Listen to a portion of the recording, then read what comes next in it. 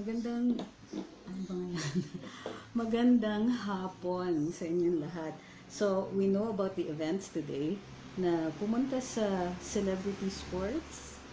Sina ang 187 congressmen nagpunta po sa celebrity sports at sila po ay bumoto para i-declare na bakante yung position ng Speaker of the House of Representatives. Ay, liwanag ng ilaw. So, ngayon, ang daming nagtatanong, legal ba yan? Pwede ba yan? Well, let's look at the Constitution. Mas ba ano? Let's look at the Constitution. Tignan natin kung anong ayon sa ating saligang batas, but let's make sure, I want the precise words.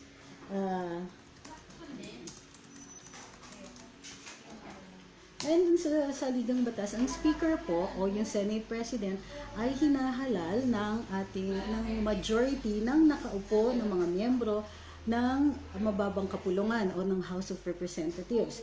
So hindi ito voting by a majority of the quorum, kundi majority of the congressmen ang bumoboto para sa speaker. Ngayon, time-bound ba ito? Nakalagay ba dito kung kailan? Well, normally, at the start of the Congress, dito, this is the 18th Congress, dun po hinahalal ang speaker. However, it is within the rules to declare it vacant if there is a majority of congressmen who are going to vote. So, dun sa pagboto, para i-declare na bakante, yung majority din na yun ay usually ang bumoboto para sa bagong speaker. Ganun po yung nangyari ng luklok bilang Speaker ng Kamara de Representante, si Gloria Arroyo, Vice Speaker Pantaleon Alvarez. Okay. So, is this legal? Oh yeah, it is. Can it be contested? Well, yeah, of course, because he said fully that Speaker Alan Cayetano is going to do that. As a matter of fact, naglabas nga siya ng statement. Ito yung statement niya.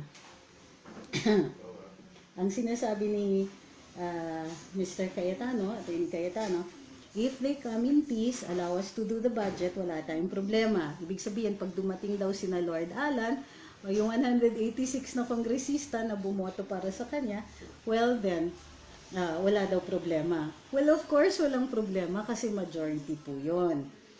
If they come, makikipag-agawan sila ng I am constitutionally bound to preside. Is that true? Well, ang sinasabi niya dito is i-contest niya yung legality ng pag-elect doon sa celebrity sports. Sasabihin niya na since it was not under the aegis of the House, he did not approve that session, or he did not approve that convening, or that he did not participate in it, then pwede niyang i-contest yun. Kaya lang, normally kasi, ang ordinary course of business ng Kamara ay doon sa kapag nagse-session sila at ang session ay ginagampanan doon sa House, doon sa sa batasan. But it's not a rule na kapag hindi doon ginawa yung pag-convene, hindi na po siya valid. Tinignan ko na po yung rules at wala pong nakalagay na invalid kapag na it was held somewhere else. Ngayon, ang magiging issue dito ay yung mace. Kung yung mace kasi is the symbol of the office of the House of Representatives. Kung i-contest at sabihin that this was a rump session, meaning hindi ito opisyal na pag-convene, then pwede naman i-contest, of course, ni House Speaker Alan Peter Cayetano. But this is what he cannot stop. Kapag bukas, mag-proceed, sasabihin ni Lord Alan, I have already been declared, or I have already been elected Speaker of the House. We ask you, Mr. Cayetano, to come down, to stand down from the position because you are now illegally occupying it. Okay. Ngayon, pwede ba yun? Yes, of course, pwede yun. Or, conversely, kung i-contest ng mga kakampi ni Mr. Cayetano, Mr. Velasco can simply ask for it again. To put it on the agenda and say, we need a new speaker, we need a new presiding officer. I move that the position of, kumbaga, ulitin, that the position of House Speaker be declared vacant. I vote so-and-so, and then can we please put it to a vote? Can Speaker Cayetano resist? Yes, of course he can resist. Can he be outvoted? Yes, he can be outvoted, assuming that he doesn't have the numbers. Okay? So, what we have here is an unusual situation. Okay? Meron tayong nagde-declare na siya ang House Speaker because he was elected, admittedly, by the majority, kung 186 talaga ha, admittedly by the majority if 186 did indeed vote for Lord Alan Velasco, then the presumption lies with them. The only thing that is missing is the formalities. Like this was not held under the aegis of the House of Representatives. There are no official symbols. The symbols of the office were not there. So they might be contested.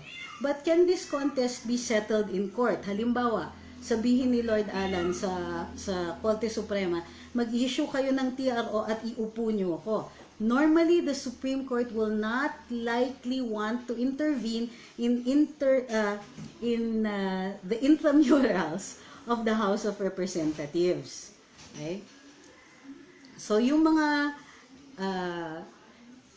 because the symbols or the formalities were not there, maaaring i-contest ni Alan Peter. However, he has to convince the court to take cognizance of the case. Okay? Ulitin po natin. Can Alan Peter question? Yes, he can. However, we don't even know if he will want to do that. Bakit gugustuhin niyang gawin yon? Ang sinasabi naman ng panig ni Alan Peter Cayetano, ang presumption ay speaker pa rin siya hanggang ngayon. Okay? So, it's still a contest. In other words, hindi pa to tapos. Hindi pa to, this is not a settled issue. Although, significant po dito, yung mga hatak ni Lord Alan J. Velasco. Ilan ang dala niya doon sa meeting? Over 186, if I'm not mistaken. May mga pumunta daw na tao na nasa panig ni Alan Peter Cayetano. Ulitin ko ha, may mga pumunta na nasa panig ni Alan Peter Cayetano. However, kung ang bumoto para kay Lord Alan J. Velasco ay more than 1/2 of the members, so 50% plus 1 of the members of the House, then the presumption can now be claimed by Velasco. Okay, ulitin natin ha para mas maliwanag. Legal ba yung ginawa ni Velasco? Yes, on its face, however, kulang siya ng formalities. Wala siya sa House. Hindi yun nakalagay sa was it official business? Was it recorded in the House Journal? Andun ba yung Sergeant at Arms? Andun ba yung mga nagre-record? Ayan, mga yan. Kung wala, then that can be challenged, yung pag-elect kay Velasco.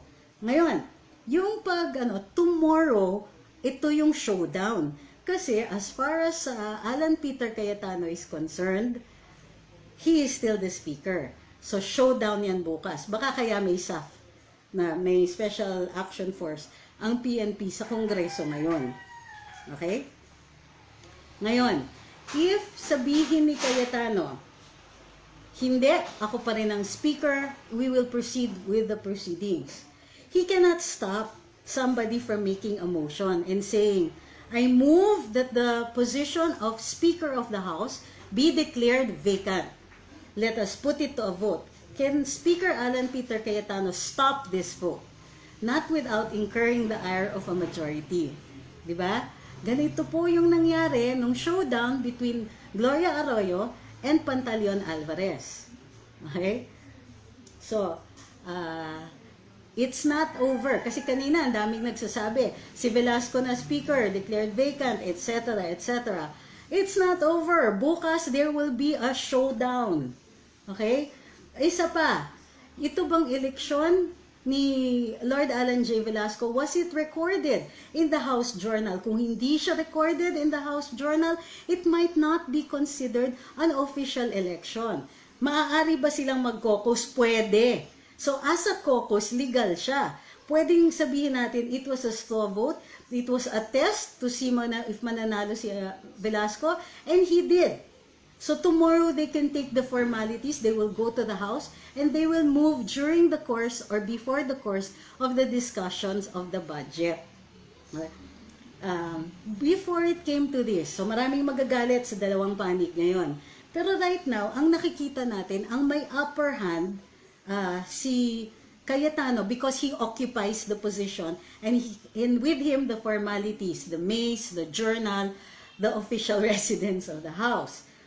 But what he doesn't have are the numbers. And that was shown today nung nag-caucus sila or nag-meeting sila or whatever it is you call that, nag-ramp session sila doon sa celebrity sports. Diba? Will Alan Peter Cayetano be able to stop a vote tomorrow? He can say na the reason for this convening of a special session is the budget and therefore we will not put this on the agenda. Anong pwedeng mangyari? Dalawa yan. One, the congressman can force a vote. Diba? Force it by saying, by interrupting the proceedings continually to demand that Alan Peter Cayetano step down. Sorry, just one. Or they could filibuster. Ibig sabihin, i-delay yung proceedings until Alan Peter Cayetano gives way.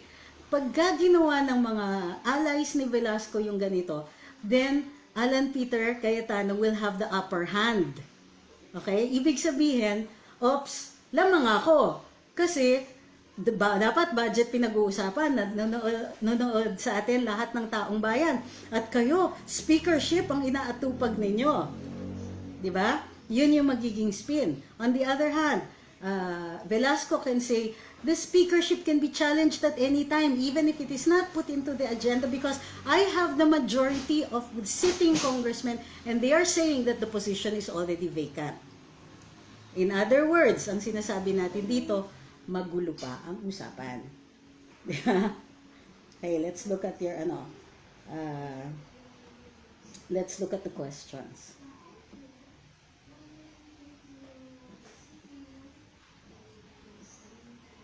So, it's really in the way. Okay. O, bago tayo tumuloy, don't forget to like or share, or like and share itong particular na ano natin, na live natin today. Oops. Yan.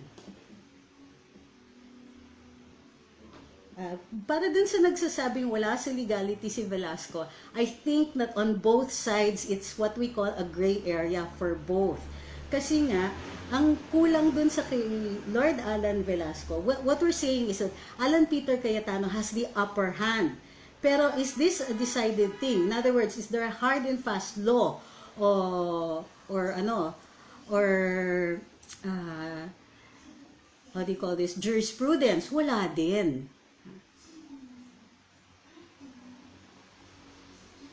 Well, so yun. Yung mga nagtutrol sa akin dito, don't worry about your trolling because later I will block you. Okay? So,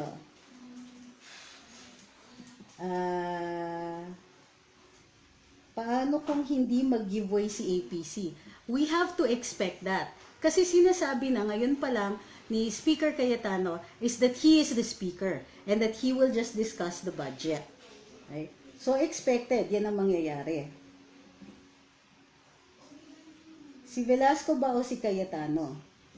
O yung nagsasabi na kanina sinabi ko sa karambola, ipasa lang yung budget. BS ka. Kasi I'm only talking about here what are the scenarios for tomorrow. So mamatay ka sa kakagalaiti mo dyan. What if talagang hindi nila maayos yung issue na yan at i-delay ang budget? Ano po ba ang pwedeng gawin ng Pangulo?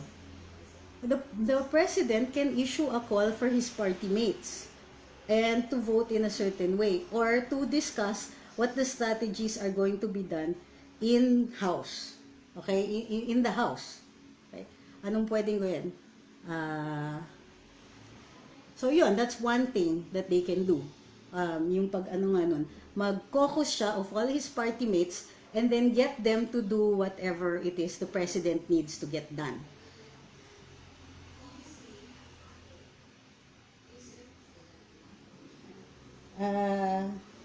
If hindi mag-giveaway si APC, tinatanong ni Shelo Jane Bioco Epsorog.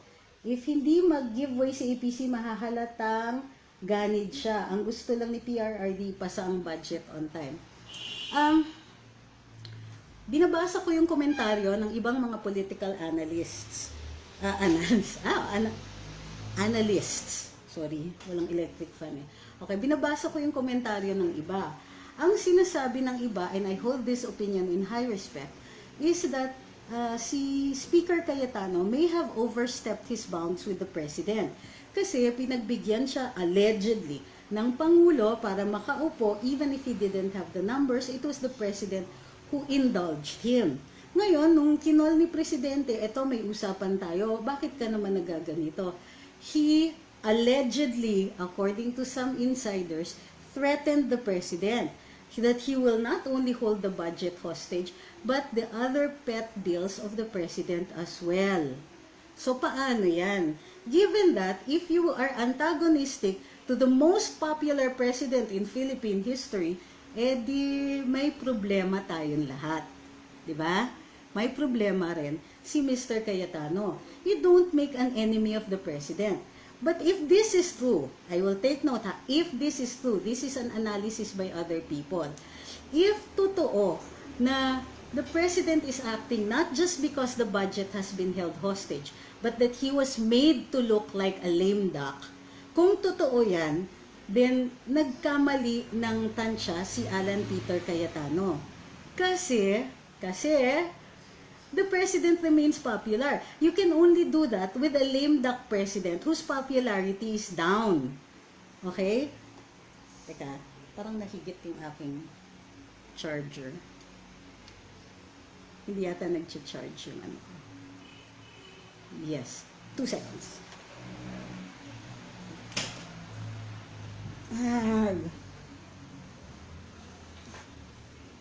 Okay. Ayun ulit. Hindi pa rin nag-charge. Okay. Anyway, so yun yung yun yung nakikita natin. Teka, kung si APC ang Vice President, sabi ni Roselyn Pisquisa, malamang pinatansik siya ng PRRD. Well, the President can't do that to an elected official. If he was elected in, unless ma-impeach siya. Diba? So,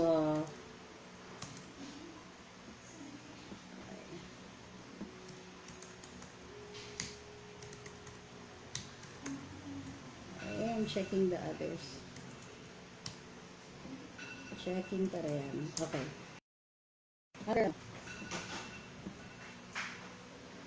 Sabi ni Rem Jesus, that would be stupid move if APC can, that APC can make. If that is true. Totoo yan.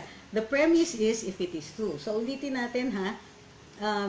In this scenario, current scenario, the occupant of the position officially still is Alan Peter Cayetano, because Speaker Velasco, speaker na talaga, Congressman Velasco doesn't have the formalities of the office. It was not recorded. Part of the requirements of declaring the office vacant and taking a vote is dapat ipinasok yan sa journal. Kung hindi siya ipinasok sa journal, then wala pa siyang proof of the validity of his election. But what he has over Alan Peter Cayetano is numbers. Ibig sabihin, pag nag-showdown bukas, because Alan Peter Cayetano is not going to give this up, pag nag-showdown bukas and it gets put to a vote, Lord Alan Velasco is going to win. Okay? And he's going to win formally. Okay? Si Ma'am Amor, well, inulit ko na nga po para hindi kayo para hindi makahabol kayo. Sabi ni Ma'am Noyan Gomez, no doubt about it, anong gagawin niya doon? Nananahimik siya sa palasyo. Okay. The other thing that Alan Peter Cayetano, according to the other analysts, I don't like to say that I'm better than them. Pero so I read even the opinions of other people. So ang sinasabi din ng iba, nagkamali rin siya na inaway niya si Sara Duterte, who was the moving force in removing former Speaker Alvarez. Diba? In other words, ang tina-target mo, ang china-challenge mo is somebody who has a track record already for having removed a speaker. So, medyo problematic. The other thing that other analysts are saying is that Alan Peter Cayetano knows very well the power of his position and he has been using that. Ang dapat ikabahala natin is the involvement of public funds dito sa pag-maintain ni Mr. Cayetano ng kanyang position, if it is indeed true. Okay? Kung totoo na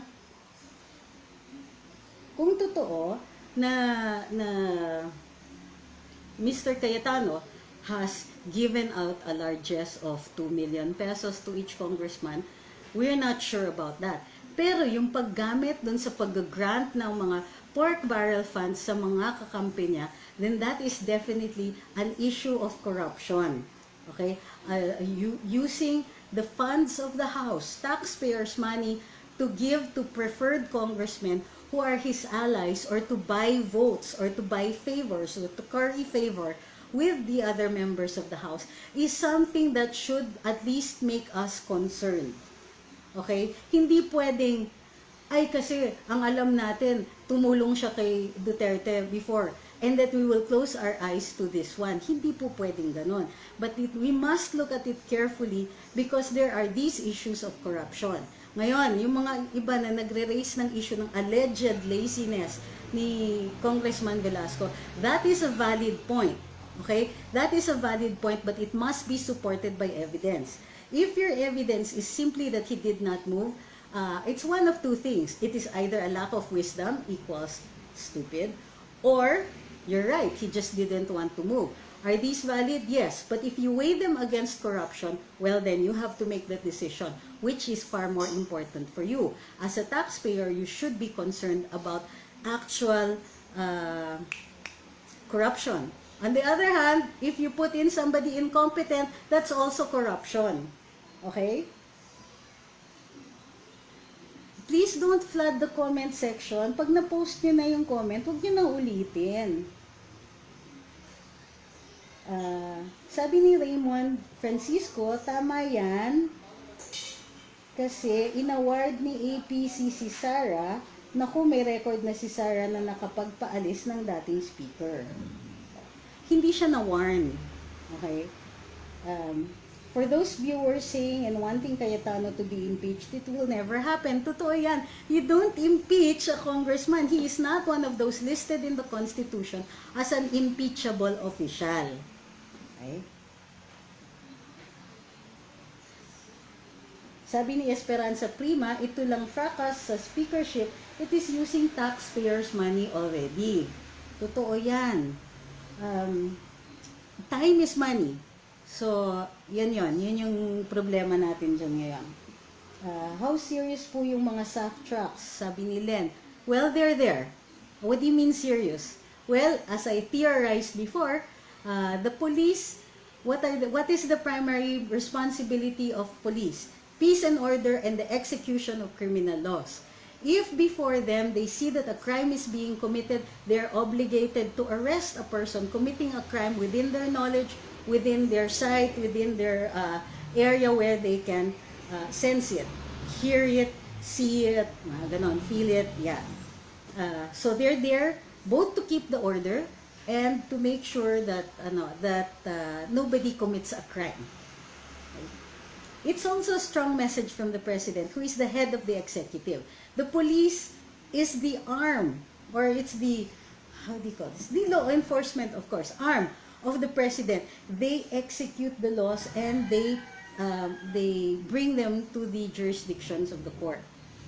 So, it's a very, very strong message. Sabi ni Nick Barbosa, is it true that the father Velasco didn't support PRRD? I think that at this point, it's not relevant. Bakit? If it matters to you, your opinion as to who you're going to prefer, then okay, I don't know the answer to that question, but that it only is going to matter to you. But I have news. We don't get a vote. Neither you nor I, we don't get a vote here. Only the congressmen do. And certainly the president has profound influence on other congressmen, particularly those who are his party mates. Remember, he is the head of the party and in fact the head of the majority coalition's parties in the House. Okay? What is important? is whether or not it matters to the president. Whether it matters to us doesn't count. We don't get a vote. But the president who has a profound influence on the vote, it matters to him. Or if it doesn't matter to him, then you will see. Diba? Yun yung point. Gano'n kasigurado? Ay, nawawala. Ang bilis ng comments nyo. Ang start ng session with regard to budget, wala.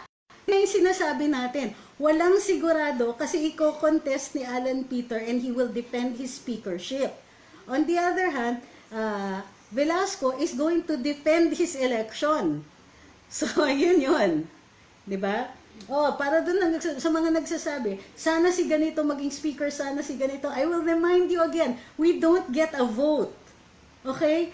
Who becomes speaker? It is the majority that decides. Okay? Kahit sabihin pa natin, gusto ko si ganyan, that's noise. That's all noise. It doesn't matter. But the only two people who are in contention right now is Velasco and Cayetano. And right now, I don't see anybody jumping into the fray. Even Majority Leader Martin Romualdez has tossed in his endorsement of Velasco.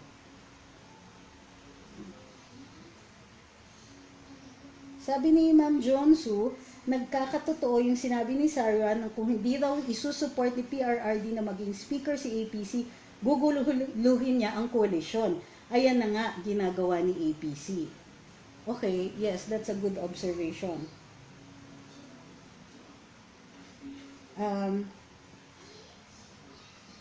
Itong sinasabi ni Adelda po, kaso attorney si Velasco balak buhayan ng ABS-CBN, sayang ang efforts ni Marcoleta. Ano ang ebidensya natin dyan? 1. Number 2, you cannot raise the franchise of ABS-CBN because it has already been denied in this, the 18th Congress. You can't go back and ask congressmen, baliwalain nyo lahat ng hours ng investigasyon at examination at pag-gather ng evidence, baliwalain nyo, ulitin po natin. Do you honestly think the congressmen will congregate again for that purpose? Do you honestly think you can get that table again in committee? You're going to need a lot of political will and a lot of favors from your congressmen. And for what? To put back into issue something that has already been decided on. Okay? So yung mga ganyan, please be careful about what we hear and what we listen to. Always demand, what is the evidence for this? Diba?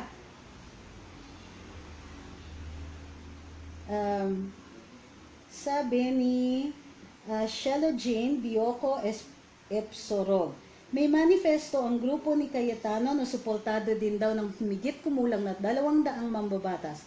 Paano yan? Ma'am, that's impossible kasi 186 lang nga ang pumunta kanina. So, there are only 250 congressmen. Hindi pwedeng 200 kay Cayetano tapos 186 kay Velasco. May overlap yan. That's way too many. Okay? So, konting konting ebidensya.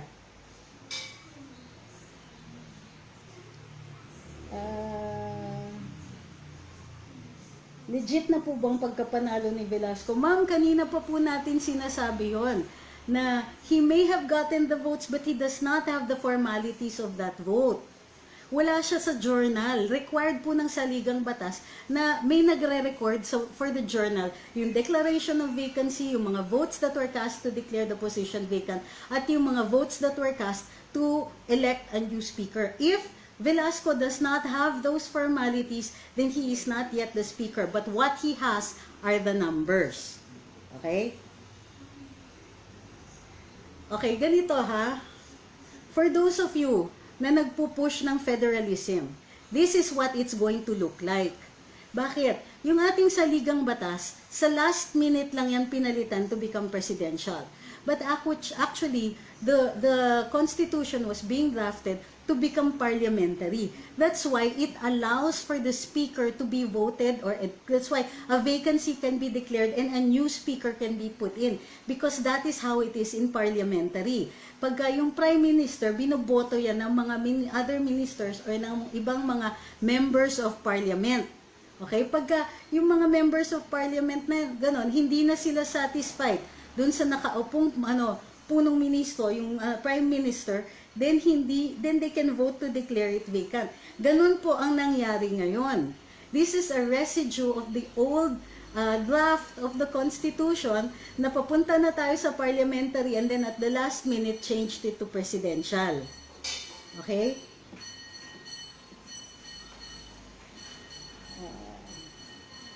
So, ine-expect na bukas yung talagang babantayan natin pag nag-convene sa umaga ang Kamara de Representante. So, tinitignan ko, wala masyadong questions pero dami-daming comments. Paki-post nga uli yung statement ni Mayor Sara. From what I understand, Mayor Sara was saying that she only had dinner with Velasco and that had nothing to do with the House speakership race. Ako, I will accept that. Inday Sara is not prone to lying about these things. So what she's saying is that this does not amount to an endorsement. Hindi ako nakikigulo dyan sa House. Hands off ako dyan. Velasco is doing this on his own. I'm not helping him. And if that were the case, that's okay. Pero para sa akin, if it were not the case, it's also okay because it's now a free-for-all. Di ba? Sabi ni Ogie po, as a politician who has ambitions in the 2022 elections, one is inclined to support a leader who will give him or her the most benefit. The meeting of Lord Allen with Sara swayed some undecided congressmen, hence the possibility of the 186 votes. That's a very good insight po. Sabi ni Gabriel Cardosa, naawa ako kay Tatay Diggs, pahirap silang mga kongresista. Yes. Anong meron si Velasco bukod galing siya sa Marinduque, maganda at progresibo ba? Nobody really knows.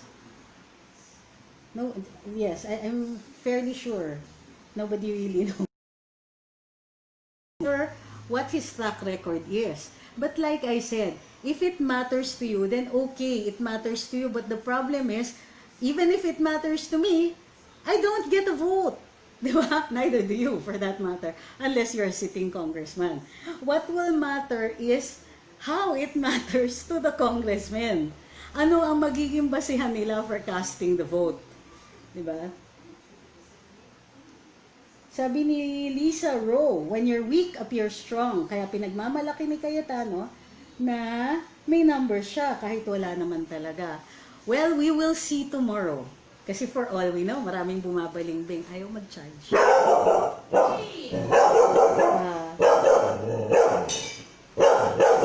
ni... Huy! Sorry.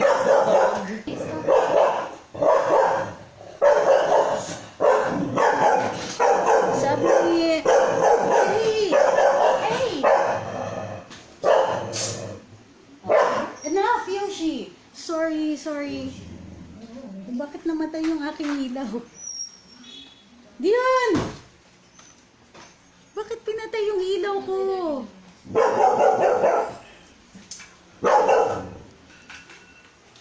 Get out! Okay.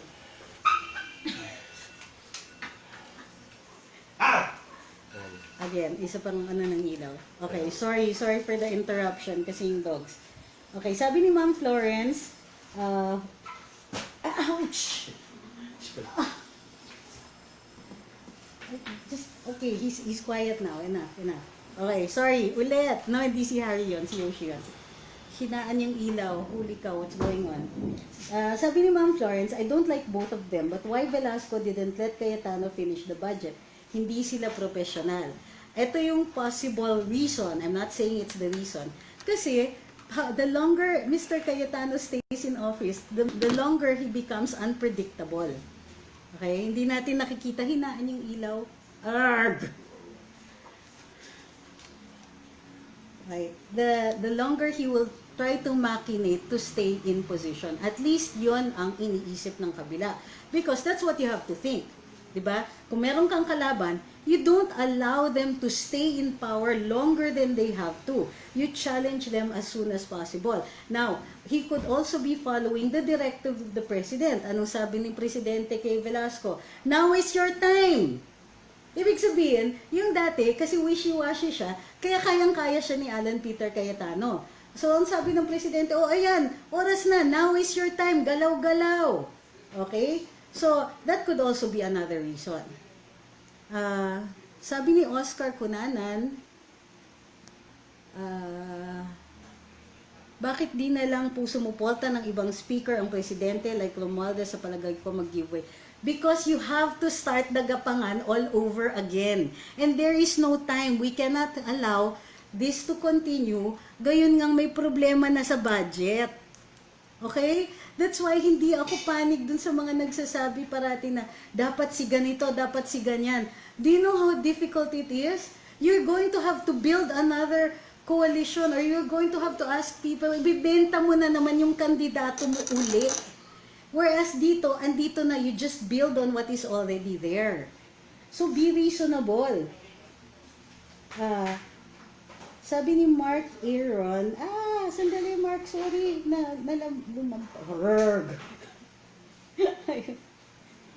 Sabi ni Ma'am Angela Kahandi, kaya yung special session ni PRRD starts tomorrow. Kaya binigay today to Velasco to grab the speakership.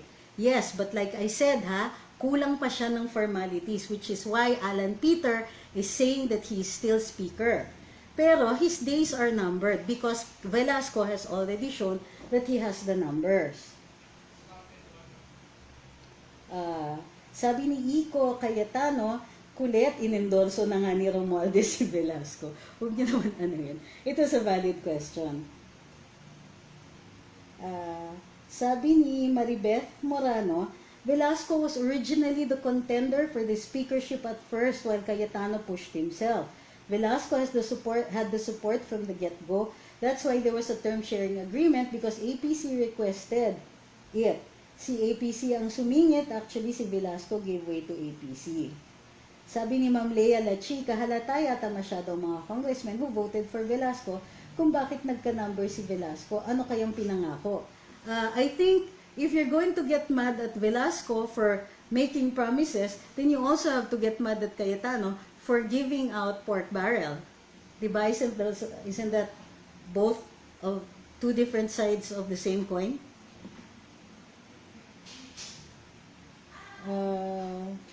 Sabi ni Rico, and this is a valid observation, dapat si Velasco na talagang speaker kung tatakbo nga si Sara, kalaban niya si APC. If ito yung power play, yung political power play, they want Cayetano out of position because somebody else is going to run that Cayetano might challenge, you have to take him away from a position of power. Kasi nga, as Speaker of the House, you're very, very powerful.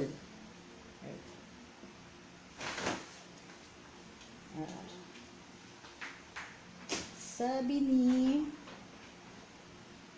Pablito Bendicio, kaya pala may mga truck ng sundalo malapit sa batasan.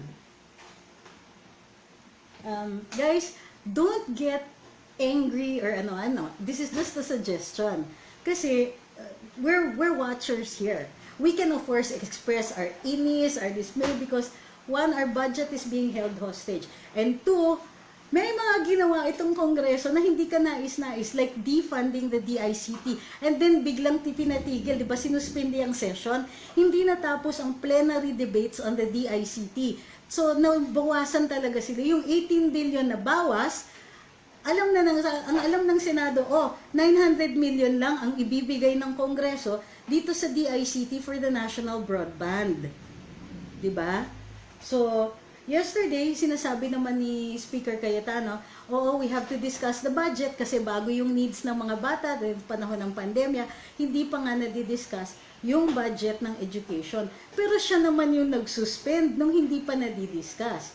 Ngayon, is that possible? Oo naman, pwede. At second reading, sinasabi ni Cayetano noon, formality na lang yung iba. Pero hindi talaga napadebate yung ibang mga ahensya, including the DepEd. Kung bakit ang laki ng pangangailangan nila ngayon at bakit napakahalaga ng national broadband natin. Kailangan matakot na rin, even if wala pa yung proyekto na yan, pero inuumpisahan na ng ating gobyerno, alam na ng mga telcos na bilang na yung mga araw nila.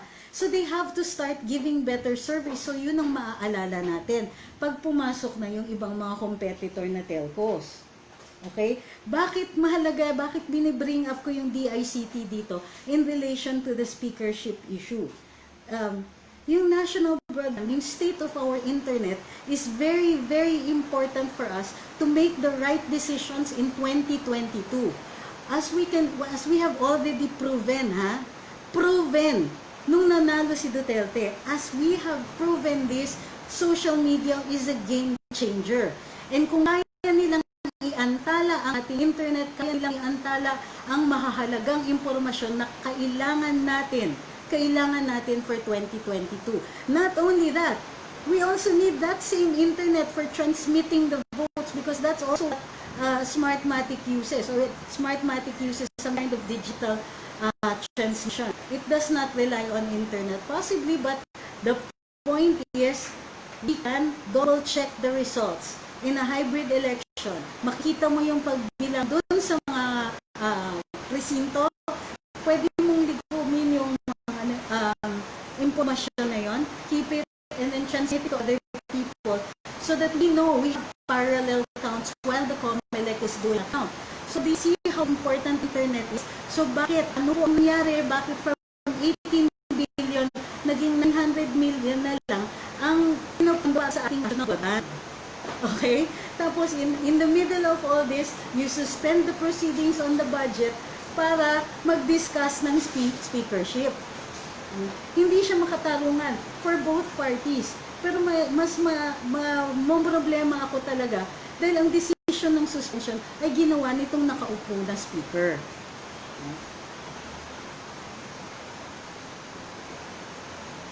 Cayetano is lukewarm, sabi ni... ano ba? Ang bilis! Okay. Sabi ni ni Jan Sale, do you think a change in speakership will have a negative impact for the Dutertes, especially for Inday, who will likely run for the presidency, considering how APC quickly hops from one coalition to another? I think that 2 years is enough for, if there is a negative impact here on all parties, I'm saying all parties, whether it is Cayetano, Velasco, Inday Sara, or even the president. 2 years is a long time to overthrow whatever impression we have of them now. Do you remember, nung naghihiring dito sa ABS-CBN, superstars yung ating mga kongresista, and we would say, itong Senado useless, mas maganda talaga mag-investigasyon ang House. And what have we now? Diba?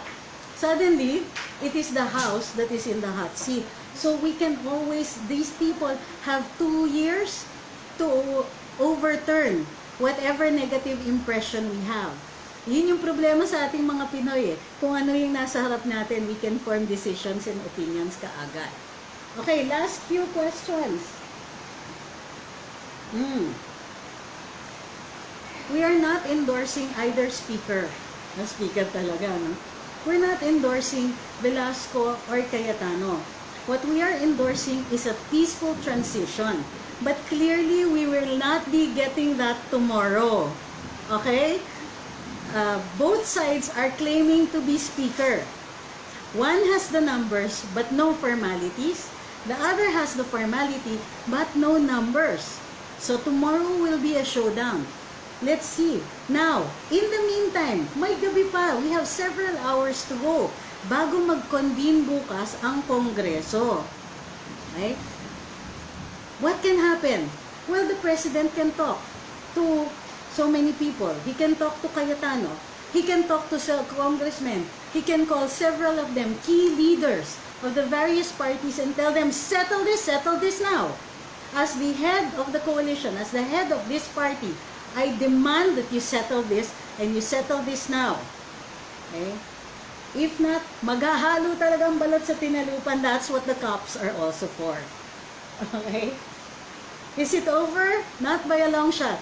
But the President's actions over the next few hours will matter. If the Palace suddenly issues a statement congratulating Velasco, then it's all over. Except for the siguro agawan ni Sukas. On the other hand, if the President says, I am hands off this, Speaker Cayetano passed the budget, then it is also all over, at least until the 16th. Okay? Exciting to? Yes, exciting ito. I haven't had so much fun in a long time.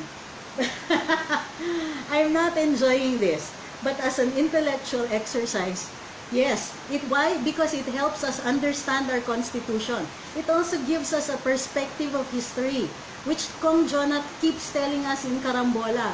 The Constitution started out as a draft constitution for a parliamentary system. Kaya may gulo na ganito. Because a speaker can be changed at any time. We may have a presidential system, pero hindi binago yung mga probisyon para dun sa Kongreso. So yung Kongreso natin is working like it is parliament, na pwede nilang palitan yung Prime Minister at any time. Diba? Otherwise, the Constitution didn't even have to give a rule about declaring the speakership vacant. That could have been left to the House itself to determine that. The Constitution would have been a lot shorter if it weren't for these little singit-singit na provisions. O, pasensya na, napipick up ng ating mic yung ulan. Pero malakas nga po ang ulan. So, ulitin po natin. On the one hand, Velasco has the vote, but none of the formalities because the Constitution requires an entry into the journal. If, however, hindi ko kasi nakita. If, however, dala ni Velasco doon, yung Sergeant at Arms and yung mga officials ng House, and the mace was there present, then that is not a rump session, that is an official session. If the vote and the vote for the declaration of vacancy in the speakership and the vote for speaker were entered into the journal. If not, then it will happen tomorrow. And let us see how Cayetano is going to react to that. Okay? Nakakamiss yung ulan. Ang daming nagsasabi naririnig nila yung ulan. Mabuti naman naririnig ninyo yung ulan. Kasi ang daming nagre-reklamo na ako yung hindi nila naririnig. Okay, andun daw yung Sergeant at Arms. Okay, that's one down. Yung yung nagre-record, yung Secretariat recording it and putting it in the journal.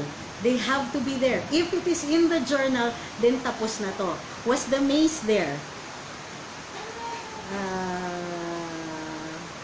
May nakita kong comment na nandun yung mace. Velasco has the support of the President. Okay. Nasaan yung sa mace? Did anybody notice if the mace was there? Because if it was, tapos na to. Speaker na talaga si Velasco. And it's all over but the shouting. But remember, Alan Peter Cayetano is not going to give this up without a fight. Masyado siyang mapapahiya tomorrow. Sabi daw ng Secretary General, nag-vote na po sila. They elected a Sergeant at Arms. The mace was there. It's over. Kung ganon. The mace was there.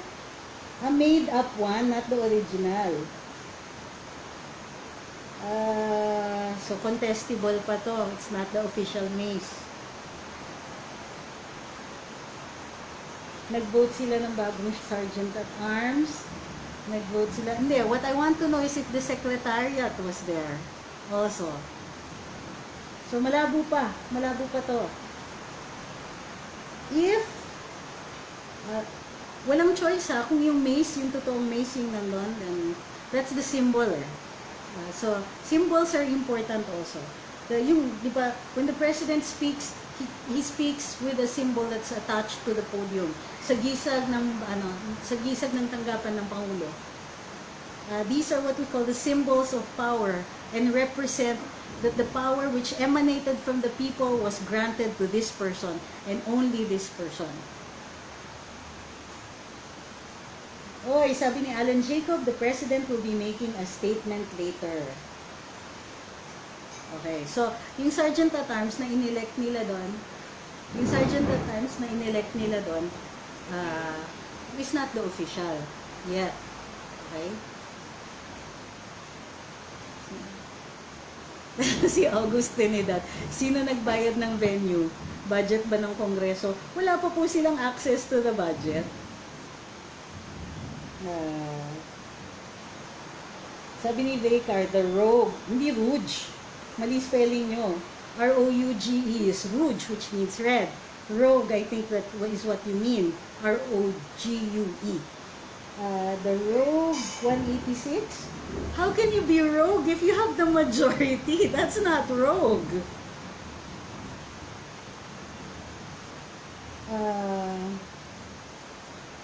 Okay. So we're back to that. One has the vote but no formalities. The formalities can be obtained later.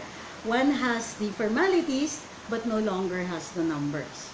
Tomorrow is a showdown. Or if the president makes a statement recognizing the speakership of Mr. Velasco or of Mr. Cayetano, then it's all over. But the shouting. If it is Cayetano, then there's still the question of the 16. If it is Velasco, then it's over. Now pa lang. Okay? Kailangan ba natin pumanig sa kahit sinong side? Ako, I will keep repeating this. Isa lang ang side ko. Team Duterte.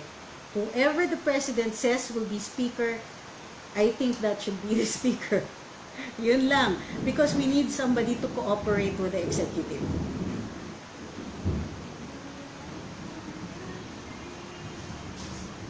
Okay, one last question. Hindi ko nakita sino yun naman. Ayun.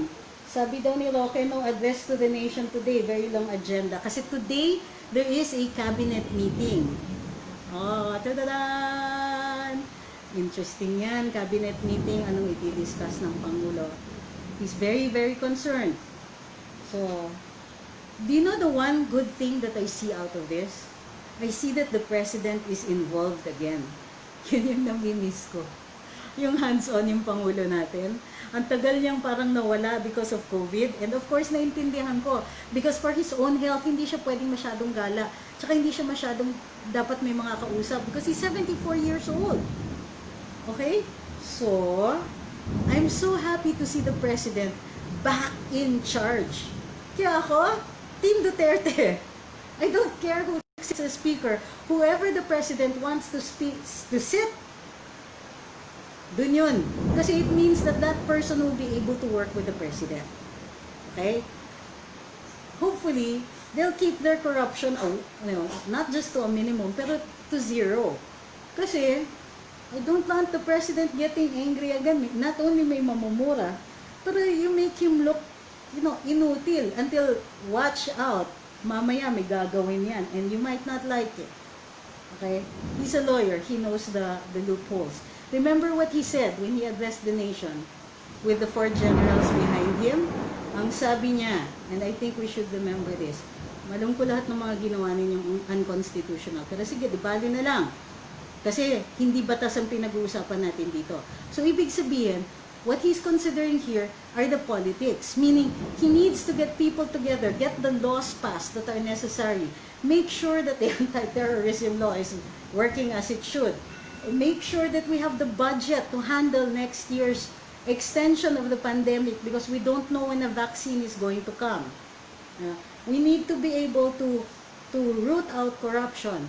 And if hindi mo kakampi ang Kongreso, kung kailangan maya't maya, nagbebeg ka, nagbibigay ka ng concessions, or nakikita mo na they're only just dividing the spoils of taxpayers' money, how are we going to get anything done? Diba? So whoever the president says, yon, dun ako. Team Duterte. So, it doesn't matter if you're Cayetano or whoever. Kasi nga, ang nangyayari dito sa bangayan ng dalawa is you're dividing the president's solid 91% base. Okay? Do you see what's happening? Tayo nag-aaway because there's a Cayetano, there's a Velasco, there's all that. Ako, Team Duterte. Maguntugan kayo, magsuntukan kayo, I don't care.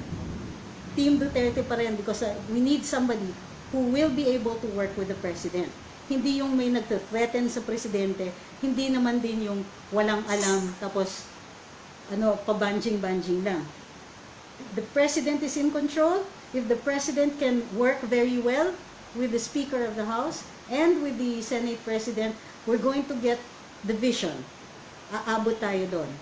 And by the way, please, we have to demand, Congress, parang awan nyo na, isoli nyo yung 18 billion ng DICT. Maraming salamat dun sa pagsubaybay sa Team Duterte here. Solid. Okay? Huwag tayo mag-away-away. Kahit magkakaiba ng opinion, yung mga pro-Duterte vloggers, in the end, we're all Team Duterte. Let's just keep reminding each other of that. And we are Team Duterte. For crying out loud. Makikigulo na yung mga pinag-aaway daw. We don't want that to happen. Okay? We don't want that to happen. Team Duterte, keep out the yellows. See you on Karambola tomorrow. Uy, don't forget to like and share. Ha? At saka paki-follow yung Luminous kasi sinatrattle na naman tayo ng Facebook. Maraming salamat. See you tomorrow.